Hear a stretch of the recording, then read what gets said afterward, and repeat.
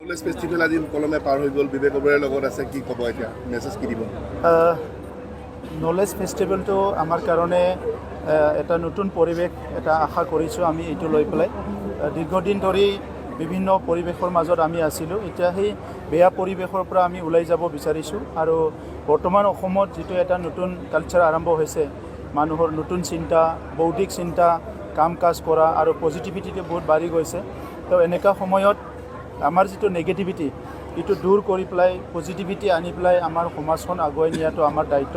আৰু সেইকাৰণে চব পজিটিভ থিংকিং মানুহবিলাকক আমি আজি মাতি আনিছোঁ যিসকলে বিভিন্ন ফিল্ডৰ লিডাৰশ্বিপ লৈ আছে আজি মহম্মদ ইউনুছ ডাঙৰীয়া সকলো জানে যে বিশ্বত মানে অৰ্থনীতি উন্নয়নৰ কাৰণে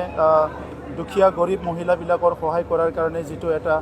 ৰিভলিউশ্যন তেখেতে আনিছে সকলোৱে জানে ঠিক তেনেধৰণৰ ইয়াত সোনম ৱাংচুক আছে এডুকেশ্যনৰ কাম কৰি আছে বিবেক ওবৰাই ডাঙৰীয়া আহিছে তেখেতো নট অনলি এক্টৰ তেখেতে বহুত ফিলান্থ্ৰপিক আৰু শিক্ষাৰ জগতত বহুত কাম কৰি আছে তো তেনেকুৱা বহুতখিনি ব্যক্তি আজি ইয়াত আহিছে যিসকলৰ নাম মানে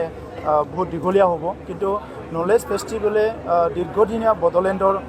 যিটো আমাৰ যিটো আনচাৰ্টেনিটি যিটো নেকি আমি এটা অনিশ্চয়তাত আছিলোঁ সেইটো দূৰ কৰিব আৰু এটা ডিটাৰমিনেশ্যন আৰু এটা ভিজন ক্ৰিয়েট কৰাত আমাক সহায় কৰিব ইয়াৰ কাৰণে নলেজ শ্বেয়াৰিং কৰাৰ কাৰণে এই ফেষ্টিভেলটো লোৱা হৈছে আৰু আমাৰ মুখ্যমন্ত্ৰী ডাঙৰীয়াই যেনেকৈ কৈ থাকে যে আমাৰ পজিটিভ চিন্তা আহিব লাগে বৌদ্ধিক চিন্তাবিলাক আগবঢ়াব লাগে ইমান দিন আমি হিংসা বেয়া চিন্তাৰ মাজত পৰি আছিলোঁ তো এতিয়া আমি ইয়াৰ পৰা ওলাই আহিবলৈ সময় হৈছে আৰু বৰ্তমান প্ৰজন্ম আৰু আহি থকা প্ৰজন্মক টাৰ্গেট কৰি এই প্ৰগ্ৰাম লোৱা হৈছে আৰু বডোলেণ্ড ইউনিভাৰ্চিটি এতিয়া গোটেই ৱৰ্ল্ডৰ বিভিন্ন জেগাৰ পৰা মানুহবিলাক আহিছে স্পিকাৰ্ছবিলাক আহিছে গেষ্টবিলাক আহিছে আৰু তেখেতসকলে বিভিন্ন